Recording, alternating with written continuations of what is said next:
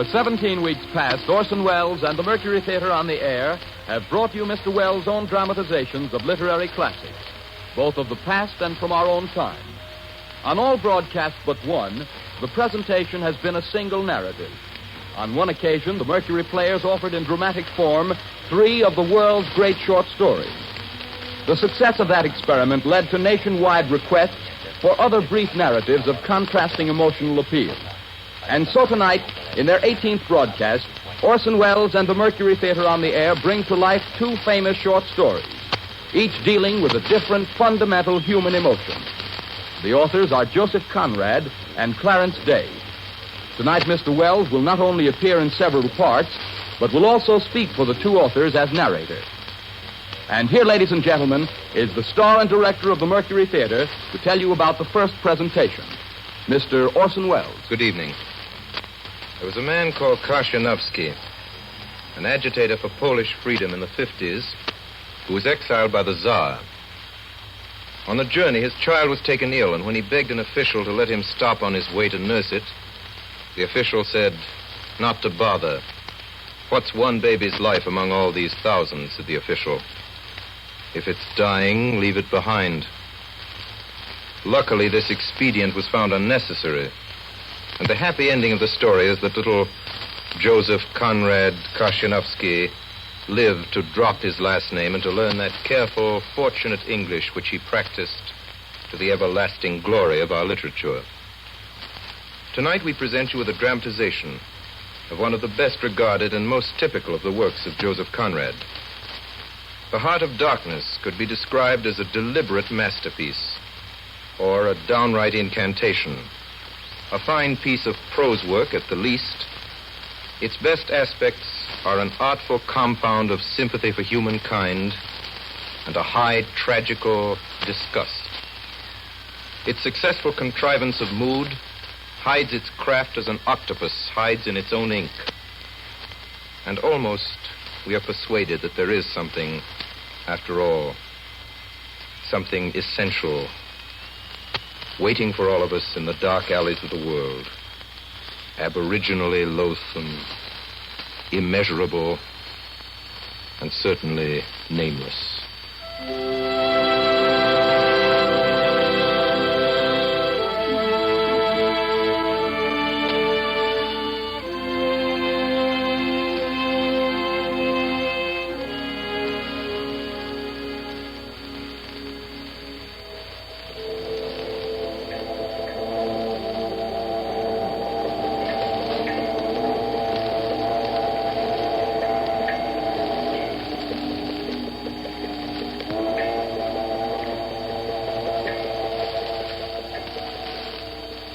The yawl swung to her anchor without a flutter of the sails. It was at rest. The flood had made the wind was nearly calm, and being bound down the river, the only thing to do was to come and wait for the turn of the tide. The sea reach of the Thames stretched before us like the beginning of an interminable waterway. In the offing, sea and sky were welded together without a joint. The air was dark above Gravesend, and farther back still it seemed condensed into a mournful doom, brooding motionless over the biggest and greatest town on earth. Then in the darkness, my friend Marlowe spoke. This also has been one of the dark places on the earth. His remark didn't seem at all surprising. Marlowe was a sailor. It was just like him.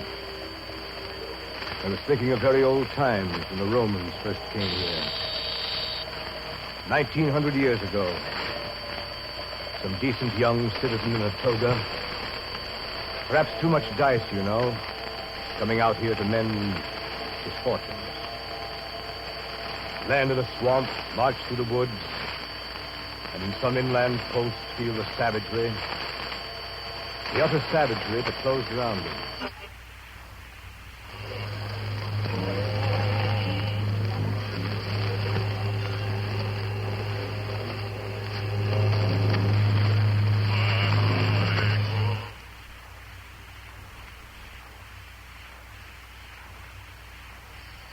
growing regret, the longing to escape, the powerless disgust, the surrender, the hate.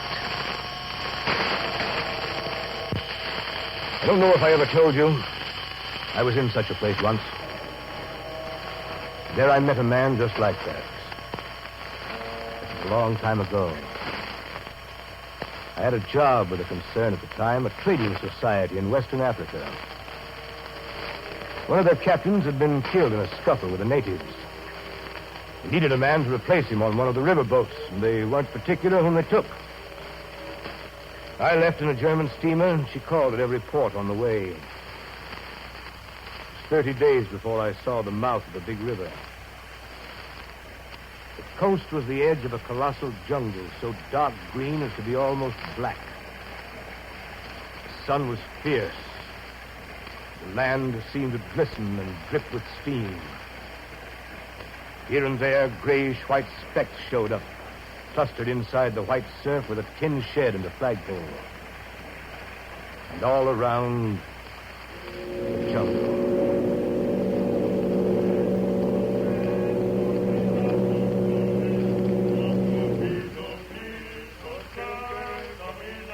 You know, it's funny, Mr. Barlow, where some people will live for a few francs a month. Well, it looks like a dreary country, Captain. No mistake.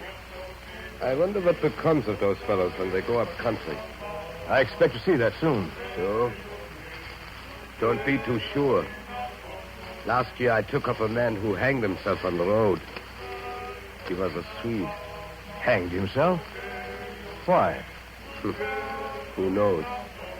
Sun was too much for him, or the country, perhaps. There's your company station. I'll send your things up. 4 boxes, you said so. Very well. Good luck to you. Goodbye, Captain.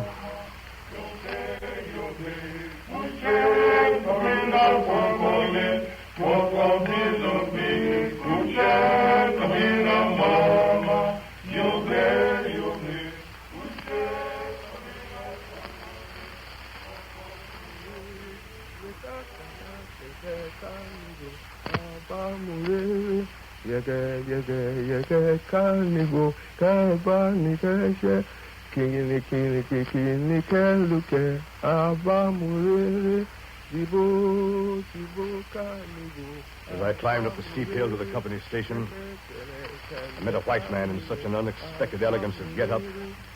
In the first moment, I took him for a sort of vision. I saw a high-starched collar, white cuffs, a light alpaca jacket, snowy trousers, a clear necktie, and varnished boots. No hat. Hair parted, brushed and oiled under a green-lined parasol. You are Mr. Mallow? Yes. I am the company's accountant. Let us step into my office.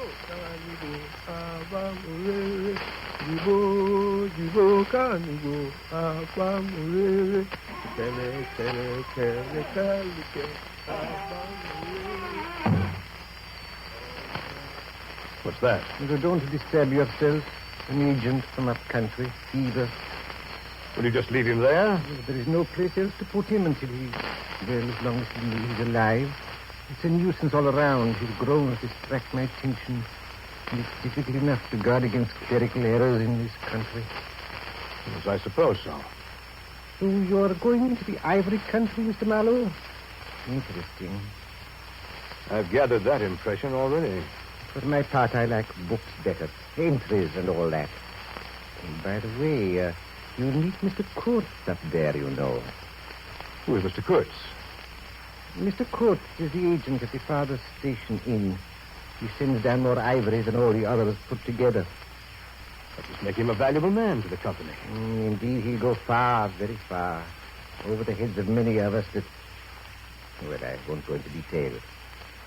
When you see Mr. Kurtz, please tell him that everything is very satisfactory.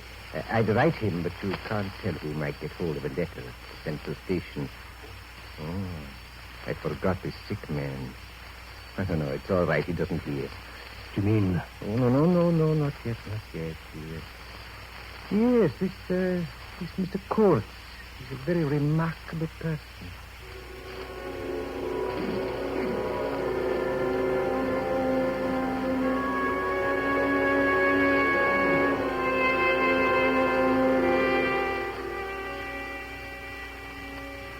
Next day, I started for the central station, 200 miles inland.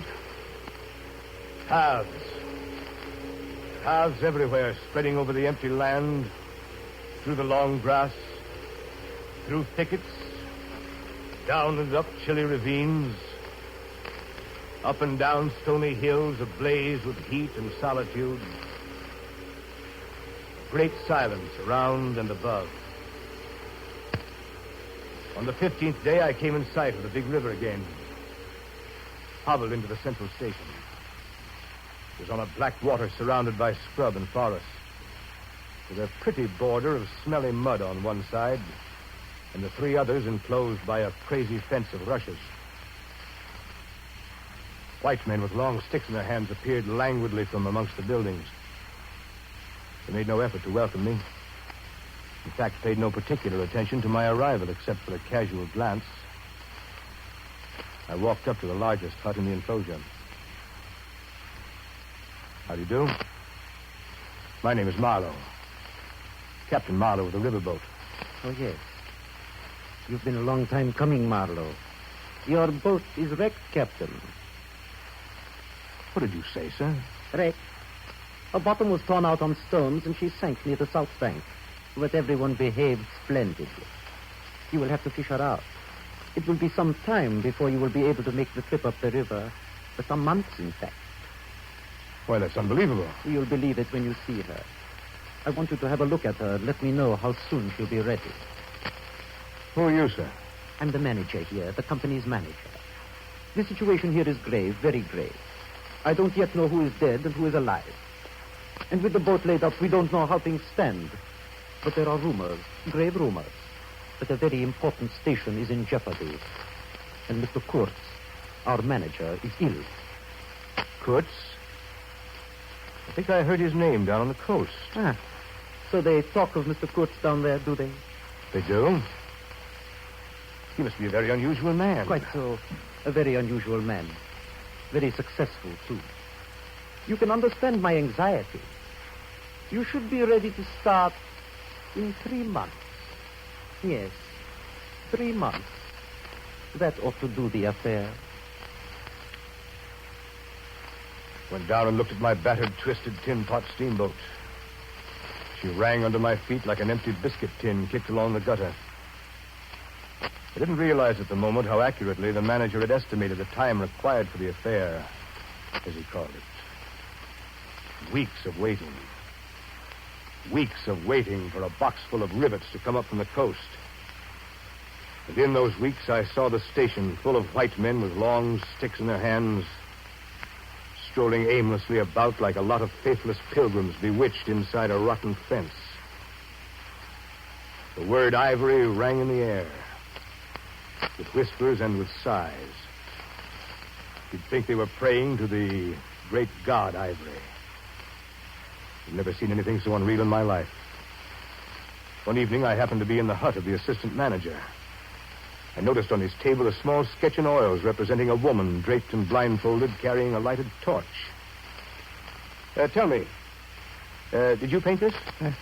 Oh, no, that was painted by Mr. Kurtz in the station more than a year ago. Mr. Kurtz painted it while waiting for means to go to his trading post. Oh, Mr. Kurtz, eh? Mr. Kurtz is the chief of the inner station. Oh, he's a prodigy. He sends down more ivory than any of our other agents. Besides that, he's an emissary of pity and science and progress. And so he comes here, a special being. So today, Mr. Kurtz is the chief of the best station. Next year, he will be assistant manager. 2 years more and... but I dare say you know what he will be in 2 years' time. You're one of the new gang, Captain. Oh, I know what I'm talking about. I have my own eyes to trust. You read the company's confidential correspondence. What do you mean? When Mr. Kurtz is general manager, you won't have the opportunity. Well, the rivets arrived just in time to make good the manager's prediction. In 3 months, almost to a day, I set out to the interior to relieve Mr. Kurtz at the inner station. Heavy, sluggish. There was no joy in the brilliance of the sunshine. As we steamed deeper into the jungle, the roll of drums behind the cordon of trees kept a distant, constant tremor.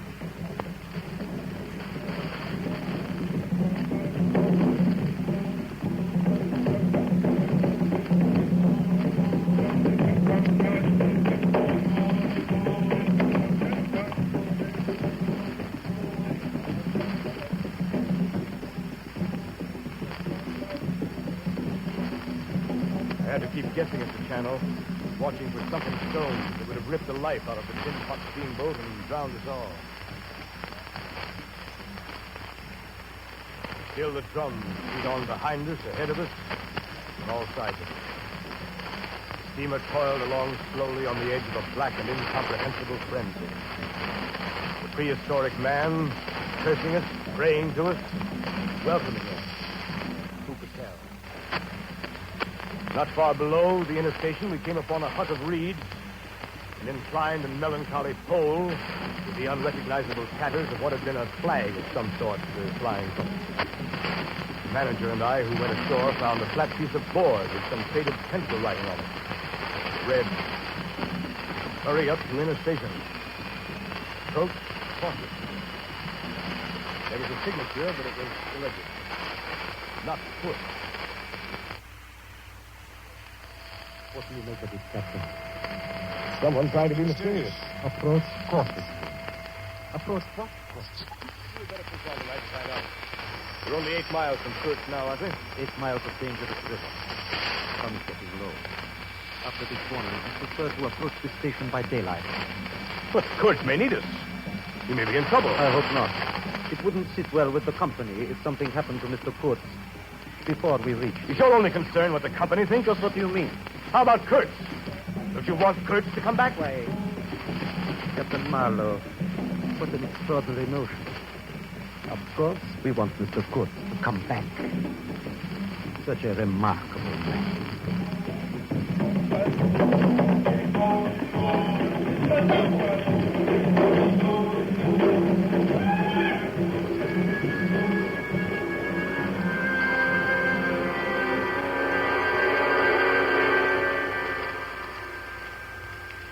When the sun rose next morning, there was a white fog, very warm and clammy and more blinding than the night.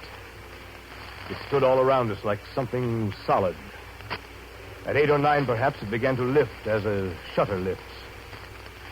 We had a glimpse of the growing multitude of trees, of the immense matted jungle with the blazing little ball of the sun hanging over it.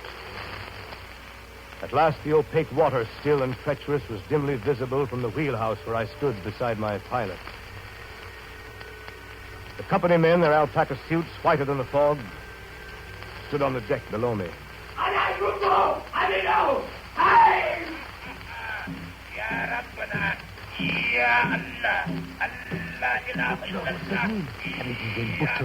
Undercover, everybody. Spanker they all.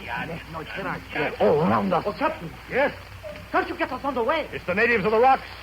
Take your choice. Try the river, Captain. They'll force us if we stay on shore. Lie below. Even the chain.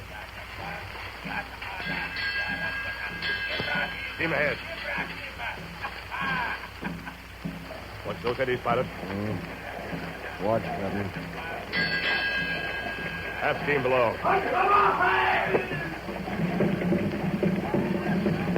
Look out there! Arrows! Arrows! Close the shutters on your side, pilot. Smoke. Can't see her. Keep it straight, pilot. Stay below. Stop firing. Fools. Wait. Here's something that'll do more than your confounded guns.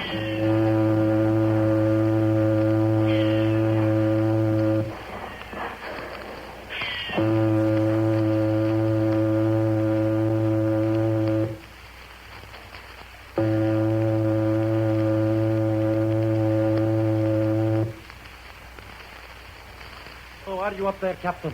All right. Well, thanks to your target practice. Well, we beat them off. You beat them off. The steam whistle beat them off. The gun smoke nearly wrecked us. Captain Marlowe, you behaved admirably. Everyone behaved admirably. A credit to the company. Well, I'm afraid they got one of the crew. Yes, it is on the deck. Poor devil. He's got an arrow sticking through his chest. Give me a hand with this arrow. Steady there. It's got a steel tip. Strange. There's no steel in the Belgian Congo. I wonder if by any chance Mr. Court.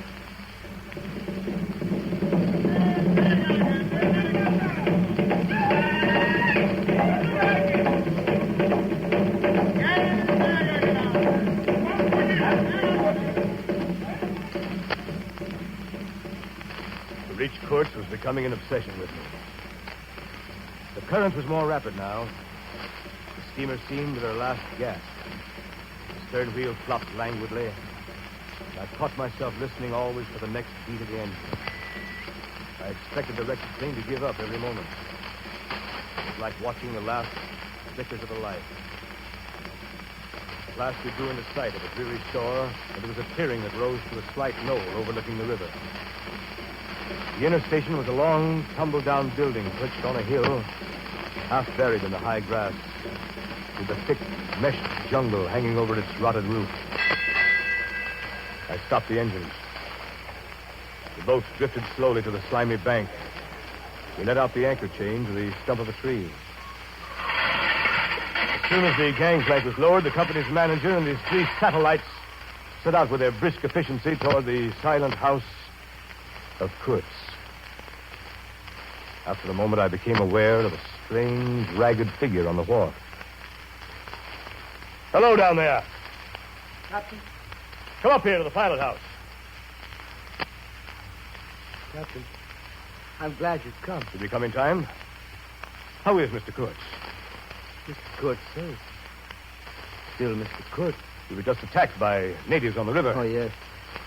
They are simple people. They meant no harm. It was one of Mr. Kurtz's little jokes. Now, allow me to introduce myself. Sekosov, Russian. Son of an archpriest. Government of Temple. A great pleasure to talk with a white man, Captain. Don't you talk with Mr. Kurtz? Well, you don't talk with that man. You listen to him. Mr. Kurtz, Captain, has enlarged my mind. We've talked of everything. Everything. He made me see things. And ever since, you've been with him, of course. Oh, on the contrary. Very often I had to wait for days before he would turn up. It was worth waiting for, though. Sometimes. What was he doing?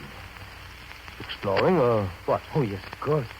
He's discovered many villages, a lake, too. And not sure exactly in what direction. Dangerous to inquire too much. Most of these expeditions were for ivory. He had no goods to trade with by that time, did he? There's a lot of good cartridges left, even yet. You mean he raided the country? Not alone. Kurtz got the tribes to follow him, did he? Oh, they adore him. They think him a god. They worship him with ivory. What can you expect? He came to them with thunder and lightning, you know. They've never seen guns before. He could be very terrible. You can't judge Mr. Kurtz as you would ordinary man. Now, just to give you an idea, I don't mind telling you he wanted to shoot me, too, one day. But I don't judge him. Shoot you? What for? Well, I had a small lot of ivory, and he wanted it, and wouldn't hear reason. He said he'd shoot me unless I gave him the ivory and cleared out. I gave him the ivory. Yes, I did. But I didn't clear out.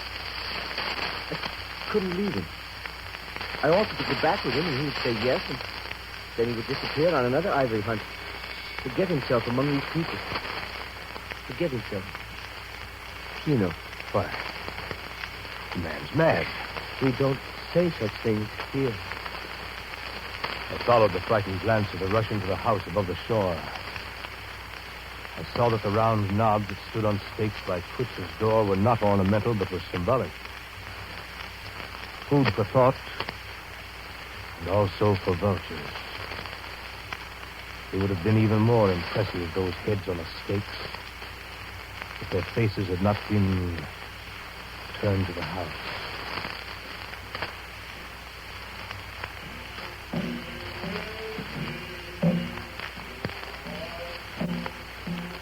Suddenly, round the corner of the house, a group of natives appeared, as though they had come up from the ground. They waded waist-deep in the grass in a compact body bearing an improvised stretcher in their midst. Now, at last, I was to see Kurtz. Behind the stretcher, 2 of the agents carried his arms. 2 shotguns, a heavy rifle, and a light revolver carbine. The thunderbolts of that pitiful Jupiter.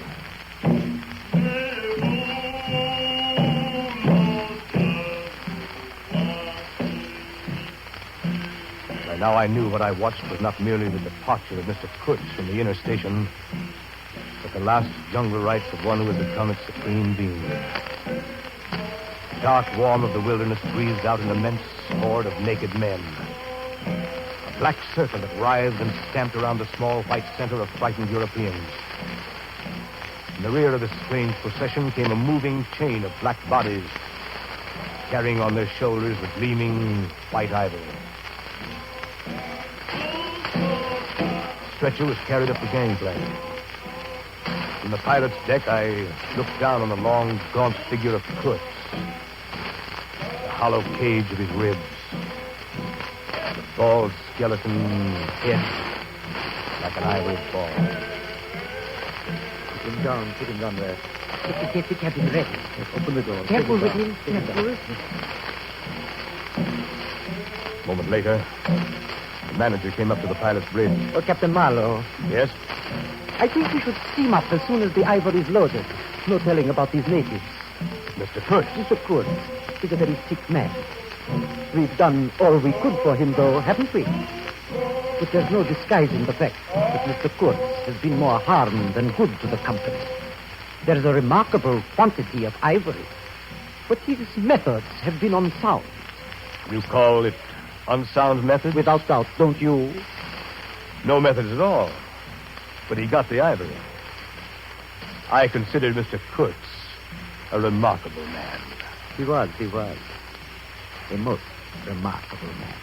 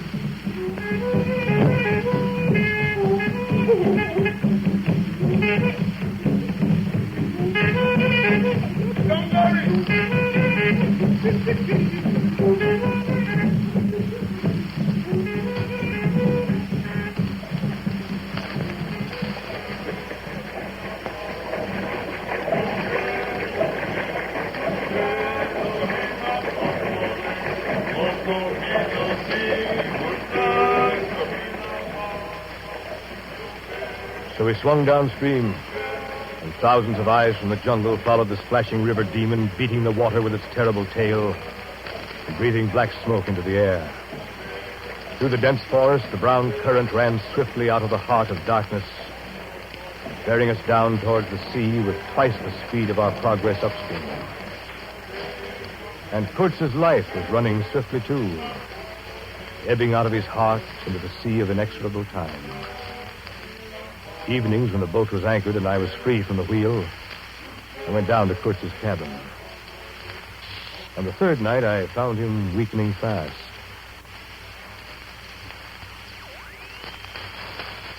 Yes.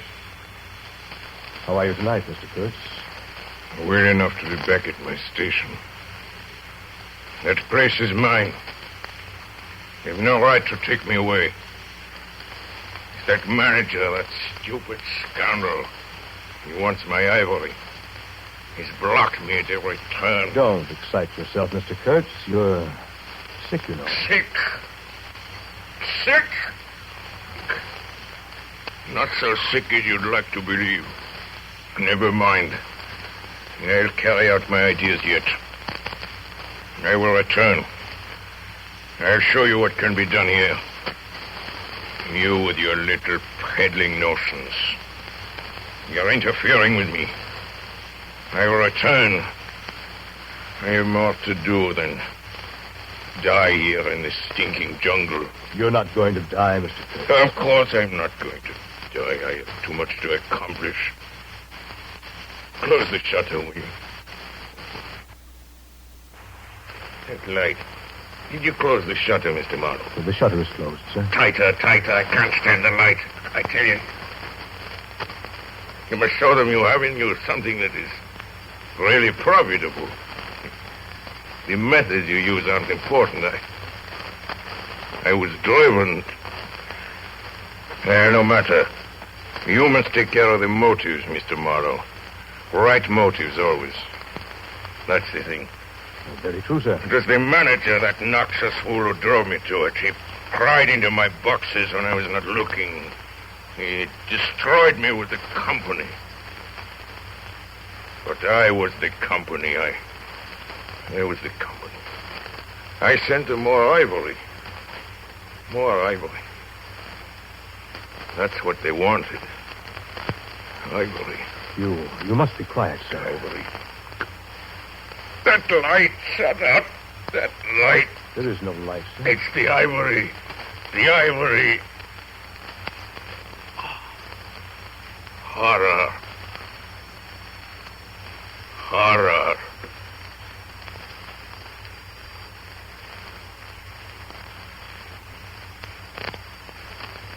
The next day, soon after dawn, they lowered his body into a muddy hole in the bank of the Mercury River. He started downstream again.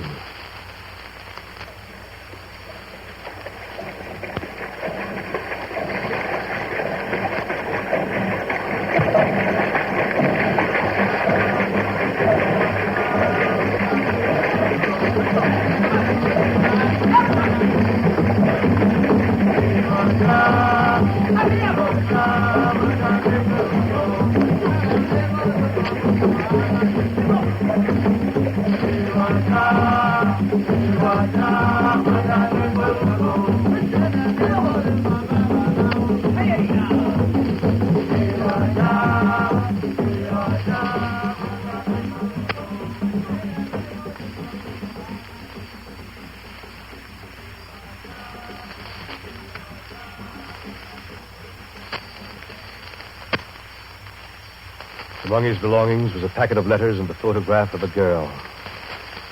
6 months later, those letters and the picture took me to a house in Antwerp. I stood before the mahogany door on the first floor. You're Mr. Marlowe. Please come in.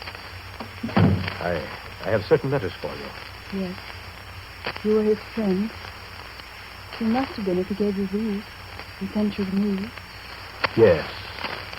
I was his friend. Who was not his friend who had heard him speak once? Who drew men towards him by what was best in them? It was the gift of the great. But you have heard him. You know. Yes.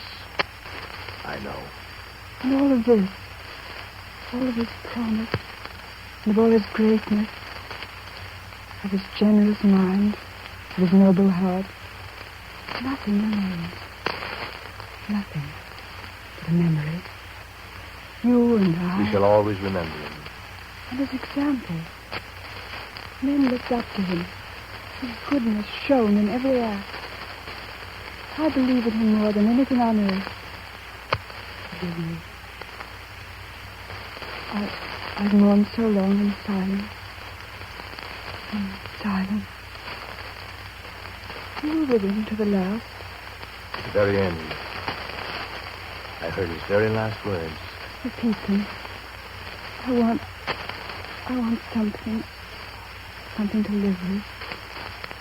His last word to live with. Don't you understand? I loved him. I loved him. I loved him. The last word he pronounced was your name.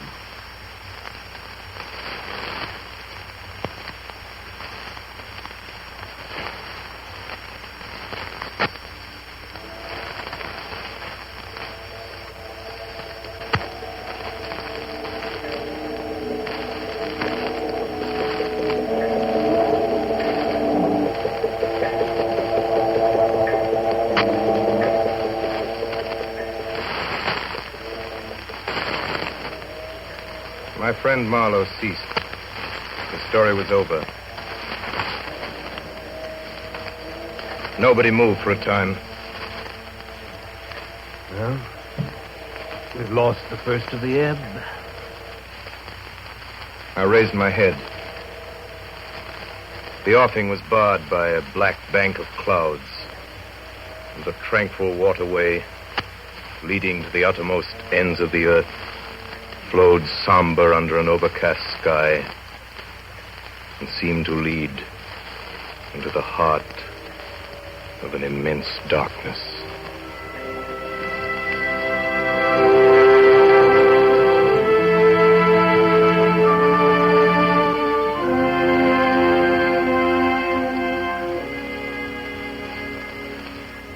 Orson Welles and the Mercury Theater on the Air have just brought you an original dramatization of The Heart of Darkness by Joseph Conrad, with Orson Welles as the author and as Kurth.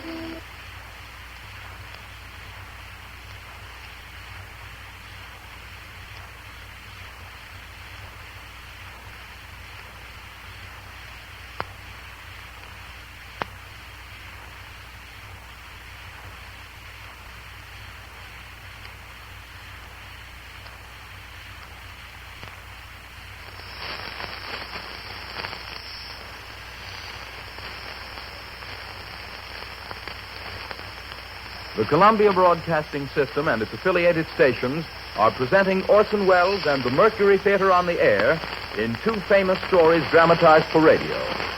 And here again is Orson Welles. Our radio adaptation of Life with Father is nothing more than a selection of our favorites from among those tales that Clarence Day swore were true about Clarence Day Sr. Life with Father is, of course, too good for us and too good to resist. As radio writers, we promise not to touch, but do just let us read it to you aloud. And finally, may I say that any similarity in the following broadcast to persons in real life is just as it should be.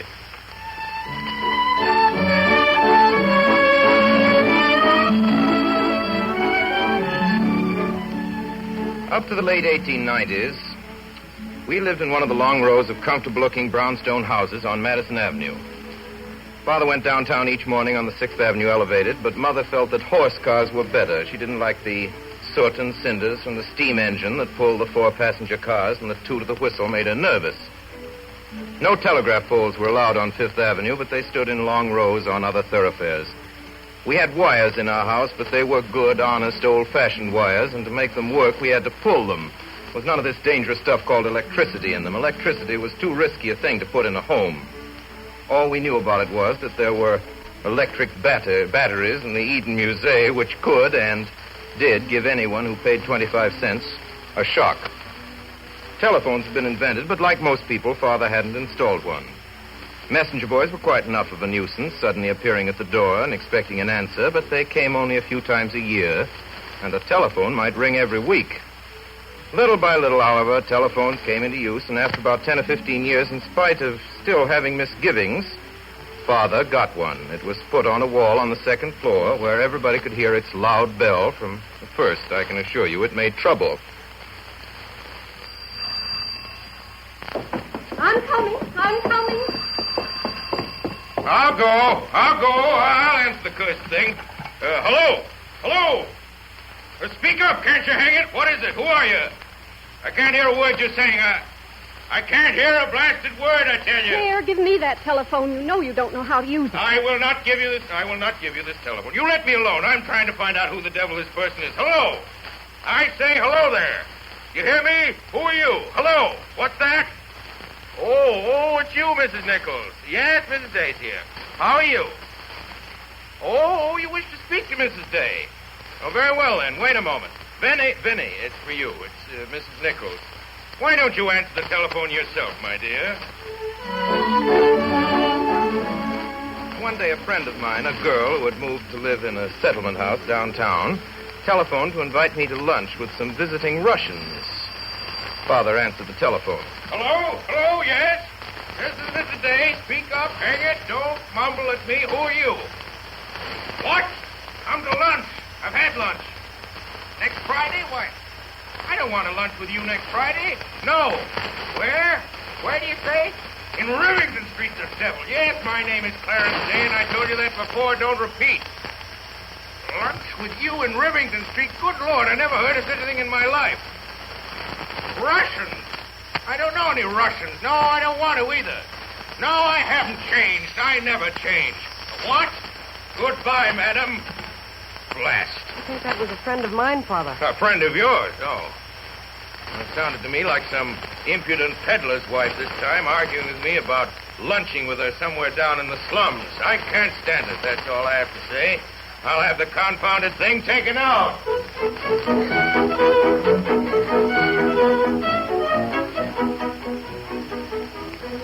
One day when I was about 10 years old, and my brother George 8, Father suddenly remembered an intention of his to have us taught music. Now, there were numerous things he felt every boy ought to learn, such as swimming, blacking his own shoes, and bookkeeping. He now recalled that music, too, should be included in our education. He held that all children should be taught to play on something and sing. Do, re, mi, fa, sol, la, si, do. But, Father, I can't sing. It's very simple, Clarence. Of course you can sing. It's the natural expression for a child. But, Father, I have no ear. You know when I tried to learn the piano. Nonsense. Now, here. This game. Do, re, mi, fa, sol, la, si, do, re, mi, fa, sol, la, si, do. Now, you sing it. I'll come to you. But, Father, I can't sing. Nonsense, my boy. What do you know about what you can or can't do? Just do whatever I tell you, and you'll be all right. Now, do, re. Once again. Do. No. Do. I'm sorry, Father. I don't understand exactly. Don't understand what? It's perfectly simple. You just sing now. Do, re. Follow me. Do, re, mi. But, Father, you see your voice matches the piano. I don't know how to make mine. All right, then. Try to learn one note at a time. If you can't sing the whole scale, just sing do. Do. Once again. Do. No. But, Father, it doesn't mean anything. Do. It's a note, don't you understand? A note in music. Try again now. Do. Do. Claire, what are you doing? What am I doing, Vinny? Can't you hear what I'm doing? I'm trying to teach your oldest son to sing. But, Claire, can't you hear how it sounds? Will you please go away, my dear, and leave me alone with my son? If his voice is painful to you, go away. You can't hear it. But, Claire. Dash it, I will not be interfered with. I'm sick and tired of being systematically thwarted and hindered in my own house. Can't stand it another moment. Think I can't teach him? You teach him. You'll only have to come right back down again. The soup's being put on the table.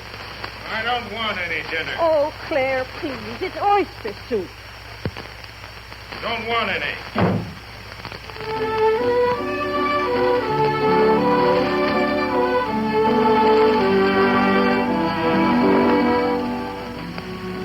So we sat down, frightened at table. Mother, my brother George, and I. The soup was a lifesaver. It was more like a stew, really. Milk and oyster juice and big oysters. I put lots of small, hard crackers into mine and a slice of French toast. The hot toast soaked in soup was delicious, only there wasn't much of it. And as Father particularly liked it, we had to leave it for him. Father came down in the middle of it, still offended, but he ate his full share. Father was often offended when he tried to teach us boys things, but not as badly as when he tried to teach Mother. Father was always trying to teach Mother to keep track of the household expenses. Claire, I do try. Upon my soul, I almost believe you don't know what system is. You don't want to know either. Now, here, for instance. Here in my notebook, I see that I gave you $6 in cash on the 25th of last month to buy a new coffee pot. Yes, but you broke the old one. You threw it right on the floor. I'm not talking about that, Vinny. I'm simply endeavoring to find out from you if I can. But it's so silly to break a nice coffee pot, Claire, and that was the last of those French ones. I spent $4.50 for that new umbrella. I told you I wanted, and you said I didn't need a new one, but I did very much. And that must have been the week I paid Mrs. Tobin for an extra 2 days washing, so that makes $6.50. And that's another 6.50 you owe me. I don't owe you anything, Vinny. You have managed to turn a coffee pot for me into an umbrella for you. If this sort of thing keeps on, I might just well not keep account books at all. Father sighed and got out his pencil and wrote new umbrella for V in his notebook. Sort of thing left him very discouraged.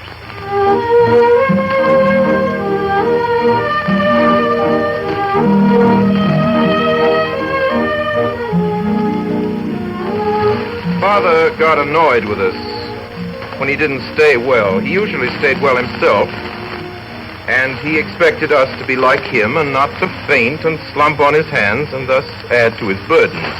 All this talk about germs, a lot of newfangled nonsense. When I was a boy, there were no germs that I knew of, and if they do exist, what of it? I'm as healthy as they are. If any blasted germs want to have a try at me, bring them on!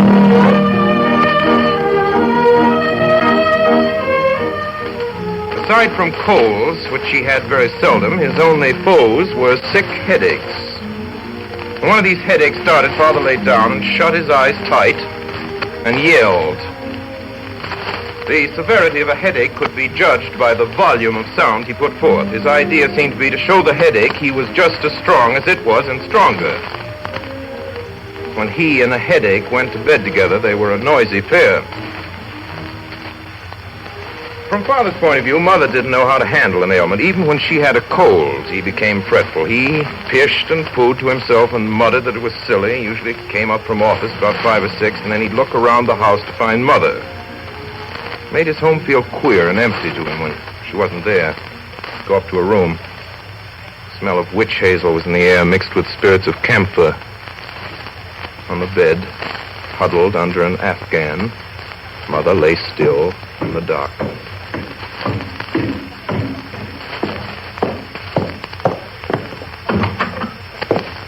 Vinny? Are you there, Vinny? Go away. A what? Go away. Oh, go away. Good Lord. Claire, What is it? won't you please shut my door again? After supper, he didn't seem to know what to do with himself, so he'd go up and stand at the foot of Mother's bed, look gloomy. What is it, Claire? Nothing. Well, for mercy's sake, don't stand there looking like that, Claire. What do you mean, looking like that? Oh, go away. When people are sick, they like to see a smile or something. I never will get well if you stand there and stare at me that way. Please shut my door quietly this time and leave me alone.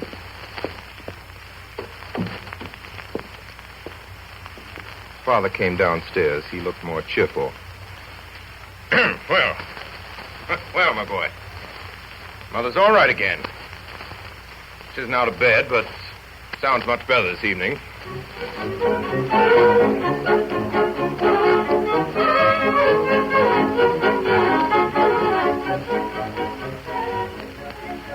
One evening, Father found Mother worrying because Aunt Emma was sick with influenza.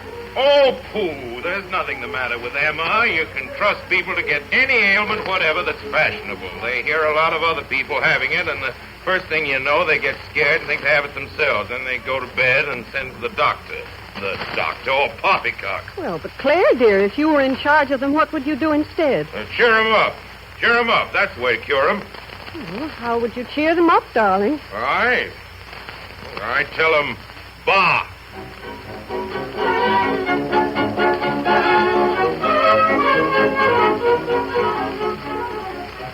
One late afternoon, when Father came home from downtown, he found his home very much upset. Our cook had walked out and left us. I was a child of 4, my brother George 2, and there was a new baby besides. Mother was ill. She hadn't been able to leave us to go to an agency. She was no hand at cooking herself. The outlook for dinner was poor.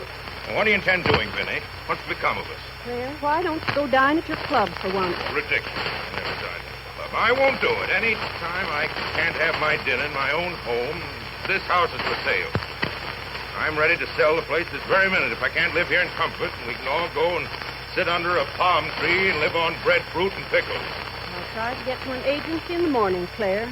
See what I can do. In the morning? Good heavens. Where is this place? I'm going there right now. So Father put on his hat and gloves and started out for the agency. There was nobody in the place except a woman sitting at a desk. Good day. Where are they? I beg your pardon, sir. What did Where do you keep them? I'm asking, where do you keep them? Well, the girls are in there, but the clients are not allowed in that room. If you will tell me the kind of position you wish me to fill for you, I'll have one of them come out. We don't allow that. But, sir, you simply mustn't go.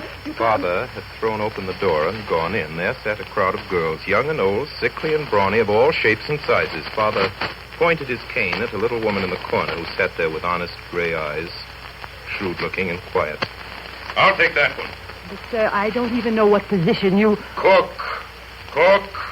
But Margaret doesn't wish to be a cook. She wants... You can cook, can't you? I did cook for one family once, sir. Oh, of course she can cook. I knew at once she could cook. If you're going to take her anyhow, whether she cooks or not, what day would you wish her to come, and would you please give me your name? Name? Why should I give you my name? Come on, Margaret. You come right home with me now. Goodbye, ma'am. Margaret followed Father back, and he set her right down to the kitchen to cook dinner. I don't know why people make such a fuss about engaging new servants. It seems simple enough to me. And it was, too. Margaret stayed with us 26 years.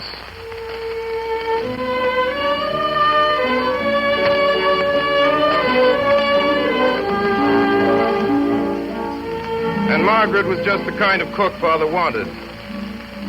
Lots of cooks can do rich dishes well. Margaret couldn't, but she cooked simple, everyday dishes in a way that made our mouths water.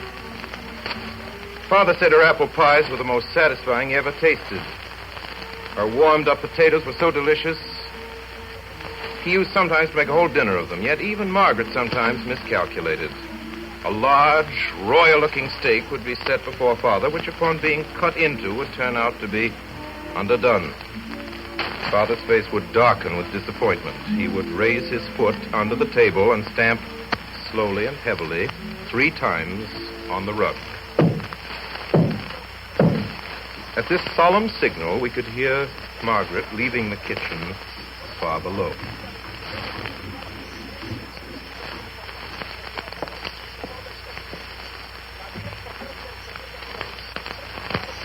Margaret? Yes, Mr. Day. Margaret? That steak. Oh, the Lord bless us and save us. She would then seize the platter and make off with it to better it the best way she could. Father would gloomily wait and eat a few vegetables and pour out a fresh glass of claret. But sometimes a dish came up that was so perfect that Father's face would crinkle with pleasure, and with a wink at us, he would summon Margaret.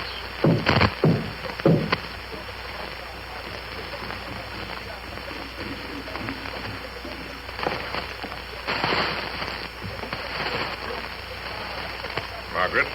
Yes, Mr. Day. Margaret? That fricassee chicken is good. Margaret would turn her wrinkled face aside and look down and push the flatbread out toward Father.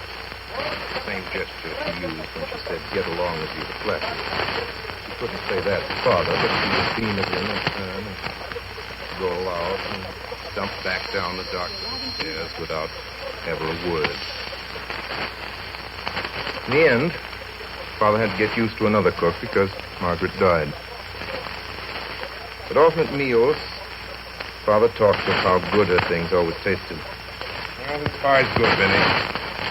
Nobody could say it compared with Margaret's. I wish she could hear you. If anybody was ever sure of going to heaven, I know it was Margaret. Yeah, I'll look her up when I get there. Have her take care of me. But Claire... What's the matter? Well, Claire, dear, Margaret must be in some special sort of heaven. She was so good. You'd be very fortunate, Claire, get to the same part as Margaret. Huh. I'll make a devil of a row if I don't.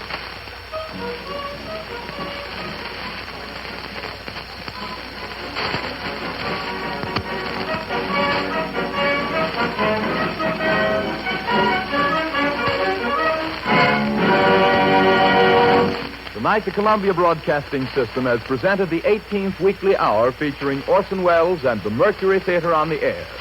In just a moment, Orson Welles will return to the microphone with an announcement regarding his future plans. Meanwhile, a word about tonight's production of two famous stories. Mr. Welles spoke for each of the authors as narrator. In The Heart of Darkness by Joseph Conrad, Ray Collins was featured as the narrator Captain Marlowe. The accountant was played by Alfred Shirley, the assistant manager George Coulouris, the second manager Edgar Barrier, the agent William Allen, Kurtz's intended bride Anna Stafford, Cherkosov, Frank Rettig, Kurtz by Orson Welles. And the African music was directed by Asadata Dafora Horton, whose drummers have been heard in the African dance drama Kai Kunkor and Mr. Welles's production of Macbeth. The excerpts from Life with Father by Clarence Day, which concluded the program, featured the mother, Mildred Natwick, the employment office manager Mary Wicks, Margaret Alice Frost, the boy Clarence Arthur Anderson, father Orson Welles. The orchestra was conducted by Bernard Herrmann, and Davidson Taylor supervised the production for CBS. This is Dan Seymour speaking. Next Sunday night at 8 o'clock Eastern Standard Time, Orson Welles and the Mercury Theater on the air will bring to life a modern story of romance and adventure. The story of a man who lost a great love and who could have no quiet and no sleep until he found that love again. The famous novel, One Life to And now again, the star and director of the Mercury Theater, Orson Welles. Ladies and gentlemen, I'm happy at this time to announce that starting Friday, December 9th, from 9 to 10 p.m., and each Friday thereafter, we of the Mercury Theater will be sponsored over most of these stations by the makers of Campbell's Soups. Good night.